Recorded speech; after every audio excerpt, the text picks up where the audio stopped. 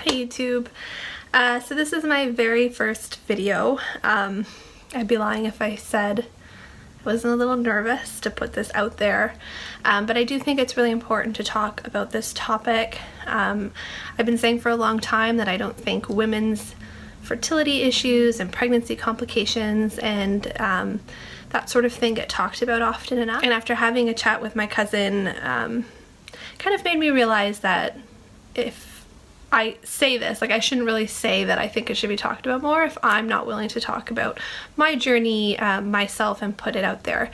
I've also, I found a few ladies online talking about incompetent cervix, which, as I'm sure you've guessed from the title, is going to be what I'm talking about today. And I just wanted to add my voice to theirs because I found watching their videos to be incredibly motivating and helpful, and I just think that there should be more of them because I know that there's a lot of women out there that are suffering with this and are going through similar things to what I'm going through. So forgive me if this is a bit rambly. I tried this once already and did not go well. It was all over the place, so I tried to organize my thoughts. So you see me look down, it's because I have some notes. And I am a little bit out of breath. You can blame that on the pregnancy. I am pregnant with twins, and they do take up a lot of real estate, so I feel like I'm constantly out of breath. Anyway, so my husband and I found out that we were pregnant with twins in October of 2016. Words cannot describe how excited we were. We had been trying to get pregnant for a long time, 2.5 years, and we have experienced a loss, an early miscarriage last summer. So to find out we were having two was just the most amazing thing. I had a pretty easy first trimester. I wasn't sick at all, not to brag or anything, but you know, there was no complications. I had very little symptoms considering I was carrying twins, and just thought the pregnancy was going really well, and at that point of course it was. We were considered high risk because of the twins, so we were already seeing a high risk doctor, which in the end I think really saved our babies. And I guess to explain that is we were being seen more often, and I'm not sure that my incompetent cervix would have been caught if we hadn't been being seen as often as we were. So it's just a blessing, such a blessing. But I had one anatomy scan already. I think it was around 16 weeks. We were having our second anatomy scan. Oh, and at that scan everything looked great. We were having a second scan when I was about 19.5 weeks, and at that time they said to me that my cervix was actually a lot shorter than they'd like to see, and it was starting to funnel. So it was starting to open like kind of like this on the inside where the babies were.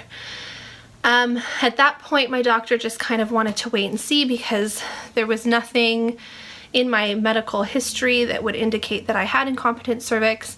So what she did is she put me on bed rest immediately. So basically I went to that appointment, took the day off from work and never went back. I'm on short-term disability right now.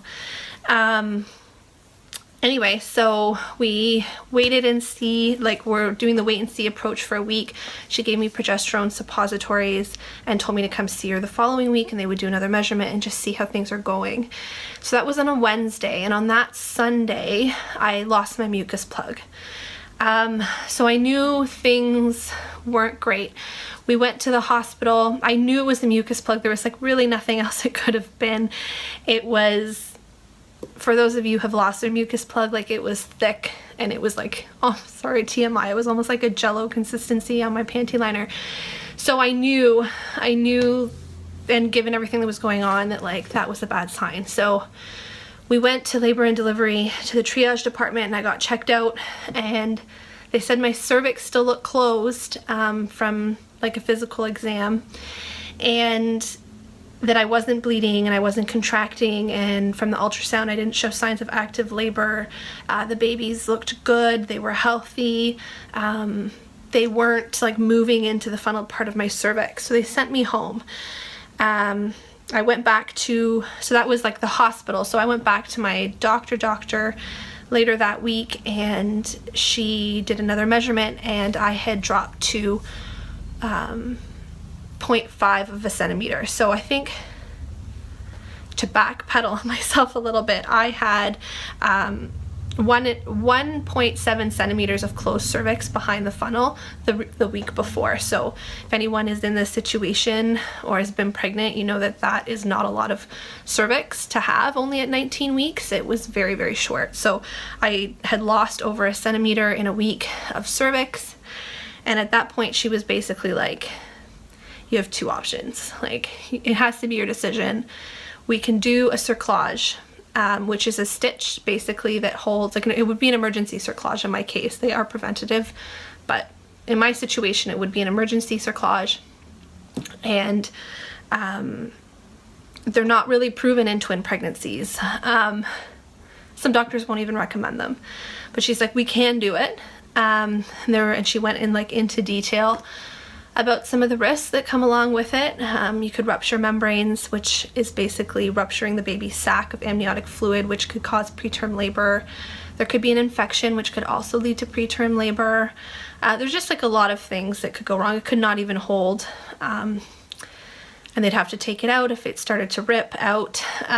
So I don't know, there was a lot of complications that she went over with me, and she's like, or you can like continue to wait and see what happens, but did kind of caution me that she didn't think that I would last very long, based on the previous week in the wait and see approach. But again, she made it my decision. And of course, my husband and I, excuse me, my husband and I just felt like we had to do everything we could to try to save our babies.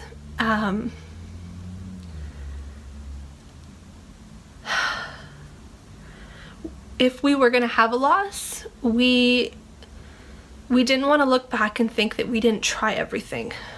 If we were going to lose them anyway, which is kind of what the doctor was implying, I needed to try the cerclage, even if it wasn't proven in twins, and even if it did come with all these risks. So they sent me right away to the hospitals across the street. I got checked in right away, and the cerclage was performed about 5 or 6 hours after my doctor's visit, and by the time I got into surgery, they said that I had already dilated a centimeter and my membranes were bulging. So basically, like, I was already in the process of potentially losing my baby. So that was really scary. It was a very scary day.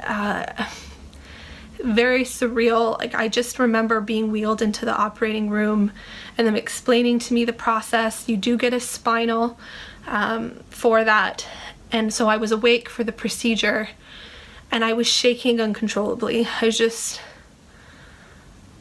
sorry, I'm getting a little emotional.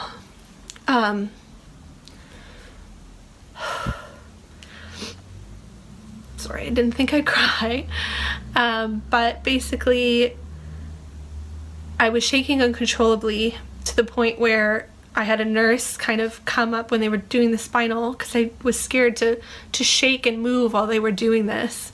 And she came up in front of me and kind of like grabbed my arms and just steadied me and looked me in the eye, and she's like, you're doing everything you can for your babies. Of course, at that point, I wasn't scared for me, I was scared for them. I'd never had a spinal before, so that part was a little bit scary, but I was definitely more scared for them. I knew everything that could go wrong, and it was, I don't know, it was terrifying. But thankfully, the surgery went well. She managed to, they put me in Trendelenburg position, I think that's what it's called. So you're kind of like tilted, my head was lower than my feet to encourage the baby that was lower to kind of move away from the cervix. And the doctor was able to get one stitch in. She's like, I didn't want to go any higher because I was scared of rupturing the membranes. So I stayed overnight in the hospital for monitoring. I did have some bleeding. I didn't have cramps, thank goodness. They put me on a pretty strong dose of antibiotics to prevent the potential infection. And the next day they did a transvaginal ultrasound to measure my cervix to see and to look at the stitch. And so she got me back up to a 0.9 centimeters of closed cervix behind the stitch. I was and have been funneled to the stitch since then, but it is holding. So 0.9 centimeters is still not a lot, but as long as that stitch was holding, she's like, it'll be good. It doesn't look like it's like it didn't look like it was tugging at the stitch, so that was another good sign. And basically I've been going for weekly checks since then. So I had spotting for a few days, and they told me to watch for cramping or signs of infection or signs of preterm labor. The first, I think, 48 to 72 hours are critical. We got through that, and then they said, okay, let's see if we can get through 2 weeks. We got through that. So my cervix has more or less been 0.9 centimeters since the surgery. There's been a couple times where it's gone up about 0.5 centimeter, and there was one time it actually went down 0.5 centimeter, but that can sometimes be attributed to different technicians and measurements. So I've more or less been stable. So I am now 28, I'm in my 28th week. I'll be 29 weeks in a couple days, and it's just such a miracle. Like, it's such a blessing that we've come so far.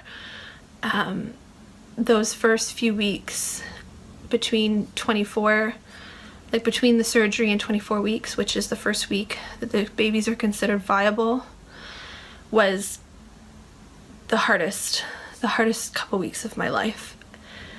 You're just in bed and every day worrying that you're not going to be able to hold on to your babies, and there's nothing you can do. There's nothing you can do, and that is a really hard reality to accept, that these are your babies, they're your children, and you can't protect them from everything. I really didn't think I'd get this emotional. I'll blame it on the pregnancy hormones, but it was a really hard time, and for anyone who has been through or is going through it, I know you understand, and I sympathize. It's so hard. Getting past the 24 weeks was huge. My doctor really wanted to get us to 26 weeks, and she said everything after that in her mind was going to be a bonus, because I think she just saw how close we came to losing them. So 26 weeks to her was like amazing. So now that we're even beyond that, it's just, we're so thankful, so thankful. Yeah, so it's been almost 9 weeks of bed rest. I think I'll do another video. I have lots of other videos that I wanted to do, but this initial video, I just kind of wanted to put it out there, like where I'm at complications wise. So we did have a scare at 25 weeks. I did have some light bleeding. It was around the time where they said that my cervix looked like it was shorter than 0.9, and they thought it was back to maybe a 0.4 or 0.5. So they did give me the steroid shots for the baby's lungs, which basically just helps the lungs develop faster in case they do come early. So again, with the bleed, it's always on a weekend for me. I don't know why, but it was a Saturday night, and we had to go to labor and delivery again. We were back in the triage room, and they did a full check, and they just wanted to make sure that the blood wasn't coming from the cervix, and it turns out it wasn't. So that was a huge relief. I still don't know where it was coming from. They think maybe like my vaginal wall was irritated from the progesterone, which apparently is very common. So they sent me home, and I haven't had any bleeds since. I'm still not having any cramping, which is another like little blessing. I know a lot of women going through this do experience like some cramps and contractions even. I have not had any signs of preterm labor. Like, it's literally just like my cervix is weak, and I don't know why that is. I'm sure a lot of women wish they knew why that was for them as well, but it's just not strong enough to hold the weight of the babies. So the stitch is there, and I'm just very lucky that the stitch has been holding out this far. So at this point, it's just kind of a waiting game. Just waiting to see how long it goes. Obviously, we'd like to go full term, like 36, 37 weeks for twins is kind of closer to full term, and that is our ultimate goal. But just knowing that if they were to come now, it's still early and there could still be complications, but they'd have a good chance. It's just, so reassuring. I don't know if I could have made this video in the earlier days, and props to the women who do. I know I've watched some women like Joelle, I don't know how to say her last name, Suez. She was incredibly inspiring to watch, and she was kind of updating as she went. I thought about doing a video like this early on, and I just couldn't. I was too scared, and I was worried that if something went wrong, that I wasn't sure I could handle the video documentation of my loss. But I'm doing it now, putting it out there for all of you who might be earlier on and might be dealing with this or have just had a loss, and my heart goes out to you if you have. I can't imagine. We came so close to having that, and just the thought and just remembering that day makes me so emotional and so upset that I honestly, I don't know what you women have gone through and the strength that you must have to go through it. I wish none of us, I wish this didn't exist, this wasn't a thing, but it is. And if anyone wants to reach out to me and ask a question or just want support, please feel free to do that either in the comments or sending me a private message. Again, I'm not even sure how that works. This is my first video on YouTube, but please reach out to me. I'd love to share my experience and provide support and just support each other. Because I know how hard and how long the days can be on bed rest when you're worried about your child. Not everyone's having twins. But yes, so if anyone wants to reach out to me, please feel free to do so. Definitely happy to answer any questions or just to chat. Yeah, so I think that's it. This video is getting really long, so I'm going to end it here. I am hoping to put up more videos to talk about my journey, to talk about my infertility issues and some of the other complications I've had in pregnancy, because this is not it. We've had so many complications in this pregnancy. It's just unreal. This just is like the biggest and the most, what's the word I'm looking for? The most severe, I guess. So thank you so much for watching, and I will see you in my next video. Bye.